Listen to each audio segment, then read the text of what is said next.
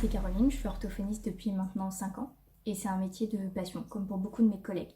Je prends en charge du nourrisson à la personne âgée, sauf qu'actuellement il y a déjà beaucoup d'attentes pour avoir un rendez-vous en orthophonie.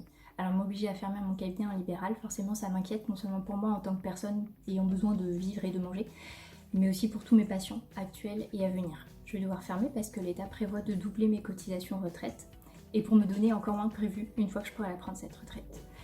Avant de m'installer en libéral, j'ai été en centre de rééducation en salariat et au fur et à mesure, la seule préoccupation qu'on nous donnait, c'était de faire du chiffre. Le chiffre était au centre des choses et non plus le patient qui venait se faire soigner. Je me suis donc réorientée en libéral et avec ce choix, j'ai dû m'adapter effectivement, devenir un peu secrétaire, un peu comptable, etc. Et j'ai surtout vu mes obligations administratives augmenter d'année en année, avec de plus en plus de paperasse. Et je vois encore mes charges augmenter tous les ans, malgré le fait qu'étant rémunérée par la sécurité sociale, mes honoraires sont bloqués. Libéral, ça signifie partiellement libre, donc c'est vrai qu'on s'organise comme on veut, mais on sait surtout qu'on n'est pas protégé. 90 jours de carence en cas de maladie, pas de chômage, pas de congés payés, etc. On l'accepte, parce que c'est aussi pour ça que nos cotisations sont moins élevées que celles des salariés.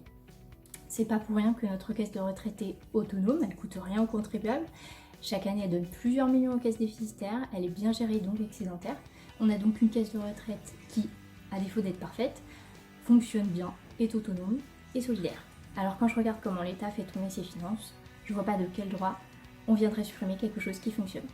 Concrètement, j'ai un beau crayon, il est pas parfait, j'en aurais préféré un vert par exemple, mais il fonctionne bien. Alors pourquoi voulez-vous m'empêcher d'utiliser ce crayon-là, qui fonctionne, pour me donner ce petit crayon-là, qui tombe en miettes?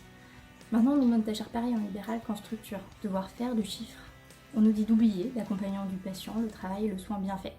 Je suis professionnelle de santé, pas une machine formatée. Je suis libérale, pas une vache à lait. Je suis orthophoniste et je suis contre cette réforme. Laissez-nous soigner sans saigner.